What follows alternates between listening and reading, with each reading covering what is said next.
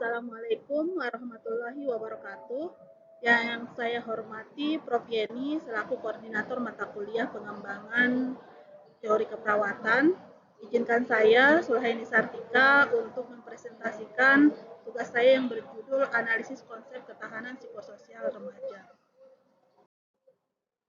Yang melatar belakangi analisis konsep ketahanan remaja, bahwa remaja adalah aset bangsa yang perlu kita perhatikan tumbuh kembangnya, termasuk di dalamnya remaja-remaja yang mengalami masalah dengan hukum.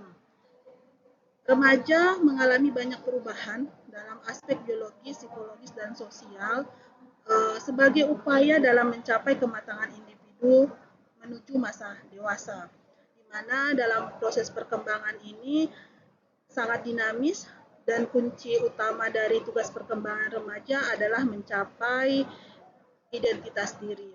Namun, tidak semua remaja berhasil menjalani perannya dengan baik. Ada yang gagal menyelesaikan tumbuh kembangnya sehingga banyak yang menyebabkan mereka harus berhadapan dengan hukum atau menjurus pada tindakan kriminal dan berakhir di lembaga pemasyarakatan. Diperkirakan identitas diri yang rendah inilah yang menjadi prediksi penyebab terjadinya kenakalan remaja.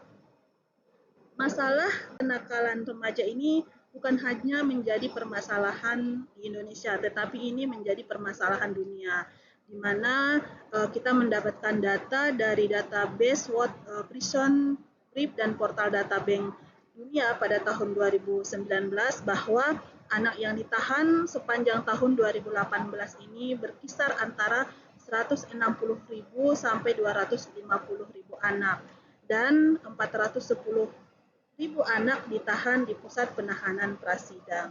Dan ini meningkat jumlahnya pada tahun 2020, di mana secara global terdapat 261.200 anak yang ditahan atau kita perkirakan 29 per 100.000 anak.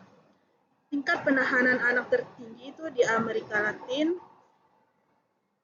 Kemudian di Indonesia sendiri berdasarkan database Kementerian Hukum dan HAM bahwa narapidana anak yang sedang menjalani masa penahanan di lembaga pemasyarakatan itu ada sekitar 2.579 jiwa dan 1.940 anak binaan ini berada di 33 lembaga pemasyarakatan khusus anak yang ada di Indonesia.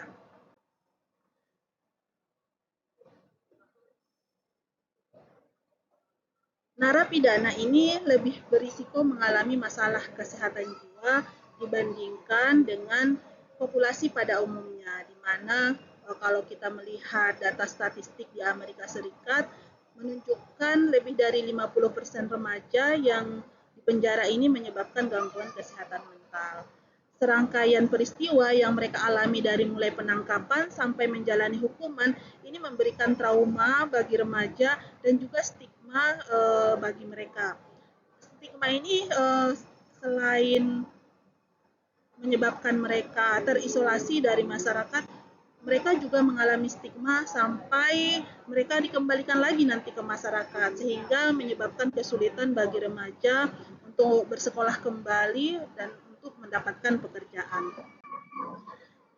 Ketahanan psikososial ini adalah kemampuan untuk beradaptasi lebih baik dari yang diharapkan setelah menghadapi sebuah kesulitan, di mana konsep ketahanan psikososial ini menunjukkan kombinasi dari kemampuan dan karakteristik individu yang berinteraksi secara dinamis sehingga memungkinkan seseorang untuk bangkit kembali, sukses mengatasi masalahnya dan berfungsi dengan kemampuan terbaik mereka meskipun mereka mengalami stres atau musibah.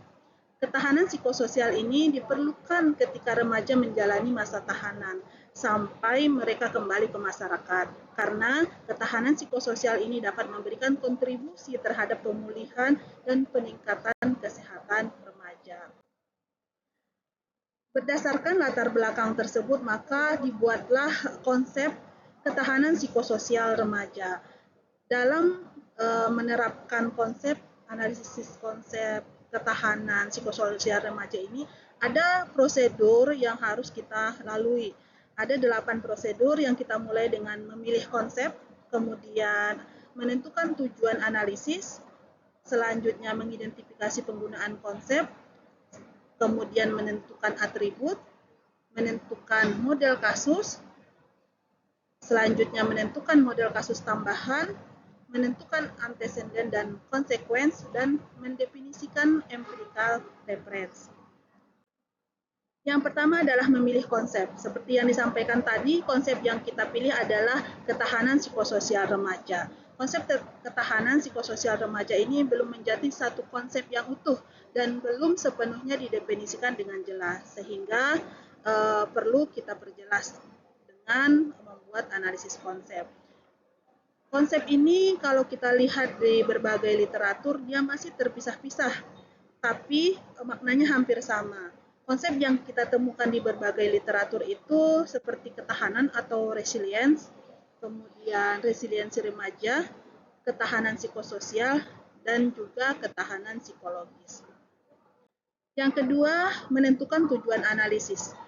Tujuan analisis konsep ini adalah untuk mengeksplorasi lebih dalam konsep ketahanan psikososial remaja, bagaimana penerapan dan efektivitasnya sehingga dapat dipergunakan dalam penelitian berikutnya. Yang ketiga adalah mengidentifikasi penggunaan konsep. Dari sejumlah database menunjukkan bahwa sebagian besar atau jumlah besar ulasan itu ada yang menunjukkan tentang konsep ketahanan atau resilience. Kemudian untuk disiplin ilmu dari database itu yang kita cari adalah keperawatan, kesehatan, psikologi, epidemiologi, sosiologi, social and cognitive neuroscience, kesehatan jiwa anak dan remaja, ilmu sosial, life science, kesehatan jiwa dan juga pendidikan. Literatur yang kita peroleh berasal dari database PubMed, Clinical Key, ProQuest, Science Direct, dan Sagi Journal. Berdasarkan literatur yang sudah kita kumpulkan, terdapat 20 artikel yang kita analisis, di mana ke-20 artikel analisis itu terbagi menjadi dalam 4 kelompok besar. Yang pertama itu adalah membicarakan tentang ketahanan atau resiliensi. Beberapa definisi, salah satunya adalah ketahanan adalah kapasitas sebuah sistem yang dinamis untuk bertahan atau pulih dari tantangan yang mengancam stabilitas, kelangsungan hidup, dan perkembangan. Ini oleh Horner pada tahun 2017 dengan bidang keperawatan. Kemudian yang kedua menjelaskan tentang resiliensi remaja. Kami mengutip dari akhir 2006 bahwa resiliensi remaja ini definisikan sebagai proses adaptasi terhadap risiko yang menggabungkan karakteristik pribadi, dukungan keluarga dan sosial, dan sumber daya manusia. Kemudian kelompok yang ketiga terkait dengan ketahanan psikososial. Dari Sisto et al. 2019 dalam bidang psikologi, menyampaikan bahwa ketahanan psikologis adalah kemampuan untuk beradaptasi secara positif terhadap kondisi kehidupan sebagai proses yang dinamis dan berkembang dari waktu ke waktu yang menyiratkan jenis fungsi adaptif yang secara khusus memungkinkan kita menghadapi kesulitan dengan memulihkan keseimbangan awal atau bangkit kembali sebagai peluang untuk tumbuh. Di kelompok yang keempat adalah menguraikan terkait dengan definisi dari ketahanan psikososial. Salah satunya adalah William dan Drary tahun 2009 dari bidang kesehatan jiwa menyatakan bahwa ketahanan psikososial menggambarkan kemampuan orang untuk mengatasi stres. Jadi bila diibaratkan dengan teknologi, ketahanan itu mengacu pada kapasitas suatu material untuk kembali ke bentuk aslinya setelah gaya yang diberikan. Konsep ketahanan psikososial tidak menyiratkan kurangnya dampak peristiwa pada perasaan, tindakan, atau kinerja, tetapi sebaliknya kesulitan yang diikuti pemulihan jika keadaannya mendukung. Selanjutnya adalah menentukan atribut.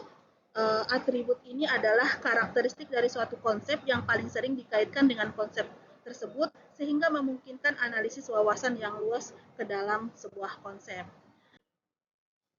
Adapun atribut yang kita dapatkan dari konsep ketahanan psikososial remaja diperoleh ada 5 klaster kata kunci.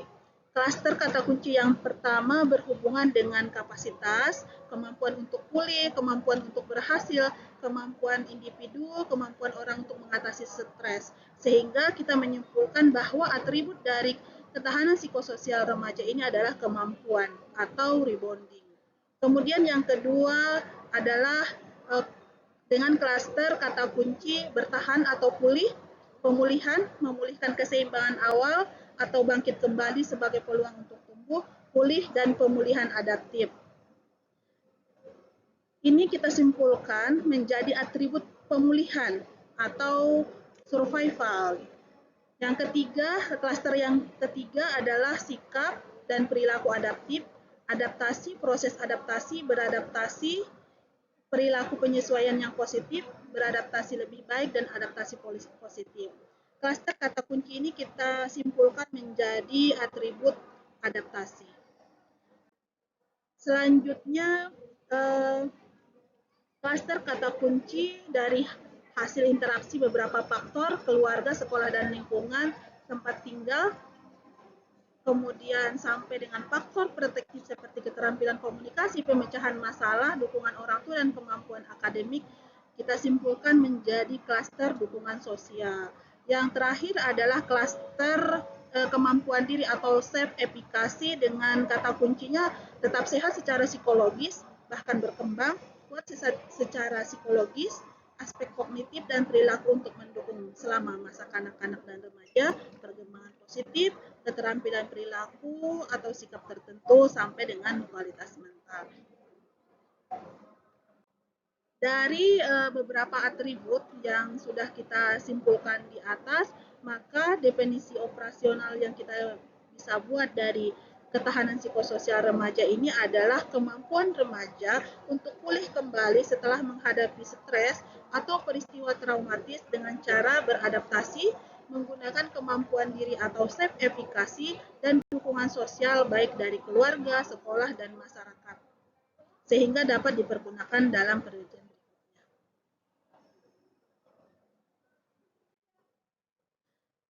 Yang kelima adalah membuat model kasus. Model kasus adalah contoh penggunaan konsep yang menunjukkan semua atribut yang menentukan konsep. Model kasus dalam studi ini adalah seorang remaja laki-laki berinisial R berusia 17 tahun saat ini sedang menjalani hukuman tindak pidana karena melakukan pembunuhan pada tetangganya. Remaja R mengatakan dia melakukan ini karena tetangganya selalu menghina dirinya dan keluarganya. Remaja R ditangkap dan dijatuhi hukuman selama 4 tahun penjara yang membuat dia stres dan trauma dengan semua proses persidangan yang dijalaninya. Remaja R mengatakan pada awal penahanan dia sangat ketakutan dengan suasana lembaga pemasyarakatan, namun seiring dengan berjalannya waktu, remaja R sudah memiliki kemampuan untuk mengembalikan semangat dan menyesuaikan diri dengan situasi lapas. Remaja R juga sudah mampu mengikuti semua program yang ada di lapas seperti sekolah paket C dan program konseling yang dilakukan oleh perawat. Remaja R juga mampu menunjukkan sikap yang baik dan dapat mengikuti lomba seni yang sering diadakan oleh lembaga. Selanjutnya adalah membuat kasus tambahan. Kasus yang pertama adalah kasus borderline. Kasus borderline berisi sebagian besar atribut yang menentukan konsep yang sedang dibuat, namun tidak semua atribut itu ada. Kasusnya adalah seorang remaja laki-laki berinisial D, berusia 16 tahun, saat ini sedang menjalani penahanan di rumah tahanan karena diajak oleh temannya melakukan pencurian motor. Remaja D sangat ketakutan ketika polisi datang menjemputnya ke rumah dengan tuduhan mencuri motor. Remaja D mengaku baru kali ini melakukan tindakan tersebut. Dia hanya ikut-ikutan dengan temannya. Remaja D merasa stres selama berada di rutan. Remaja C mencoba beradaptasi dengan suasana rutan, namun belum sepenuhnya bisa dilalui dengan baik. Remaja D beruntung, selama di rutan keluarganya sering menjenguk dan memberikan semangat dan nasihat pada remaja D. Selanjutnya adalah kasus kontrari. Kasus kontrari ini adalah kasus yang mirip dan berhubungan dengan konsep yang dibuat tetapi tidak mengandung atribut dari konsep. Contoh kasusnya adalah seorang remaja laki-laki berisinyal P, berusia 17 tahun, saat ini sedang menjalani hukuman di lapas. Remaja P merasa tidak punya masalah berada di lapas, dia sudah sering bolak-balik lapas dengan beragam kasus hukum, mulai dari pencurian motor, jual beli narkoba, perkelahian antar remaja. Selama berada di lapas, remaja P menganggap semua teman-temannya sama dan tidak mempedulikan mereka. Yang ketujuh adalah menentukan anteseden dan konsekuen. Anteseden adalah kriteria atau faktor yang mendahului sebelum konsep terjadi. Sedangkan konsekuensi adalah titik akhir yang terjadi sebagai akibat dari anteseden dan atribut. Adapun anteseden dalam dalam konsep ketahanan psikososial remaja ini adalah peristiwa traumatis dalam kehidupan, penyakit fisik, stres akademik, bermasalah dengan hukum, depresi, konflik teman sebaya, konflik keluarga, dan coping maladaptif. Dan konsekuensinya adalah integrasi yang meningkat, kontrol diri yang meningkat, spiritualitas yang meningkat, penyesuaian psikologis meningkat, coping efektif, dan dukungan sosial juga meningkat. Yang kedelapan atau yang terakhir adalah bagaimana mendefinisikan empirical reference. Referensi empiris adalah kategori dari fenomena aktual di mana keberadaannya menunjukkan terjadinya konsep itu sendiri.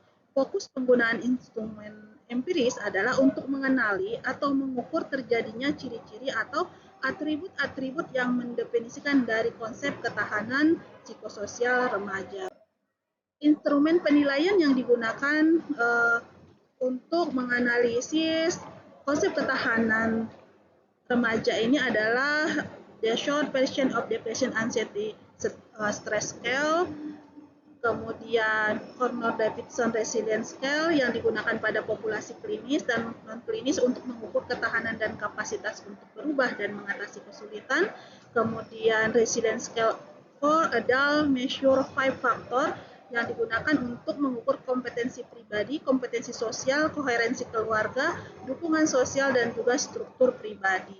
Dan yang keempat adalah Brief Resilience Scale yang dirancang untuk mengukur kecenderungan dan adaptasi coping. Di mana adaptasi coping ini dilihat dari sumber coping pribadi, perilaku coping, dan kesejahteraan psikologis.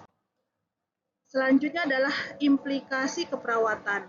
Jadi konsep resiliensi remaja ini adalah dapat diaplikasikan oleh perawat, di mana perawat perlu memahami konsep ketahanan psikososial sehingga dapat mempromosikan perilaku tersebut pada remaja yang sedang mengalami masa transisi kehidupan dan saat ini mereka dalam periode sulit seperti sedang menjalani hukuman di dalam lembaga pemasyarakatan. Terus yang kedua, perawat juga dapat melakukan penilaian lebih lanjut terhadap ketahanan psikososial remaja dan memberikan intervensi yang tepat untuk meningkatkan kesehatan jiwa dan kesejahteraannya. Ini adalah beberapa sumber daftar pustaka yang menjadi rujukan dalam menilai konsep ketahanan psikososial remaja ini.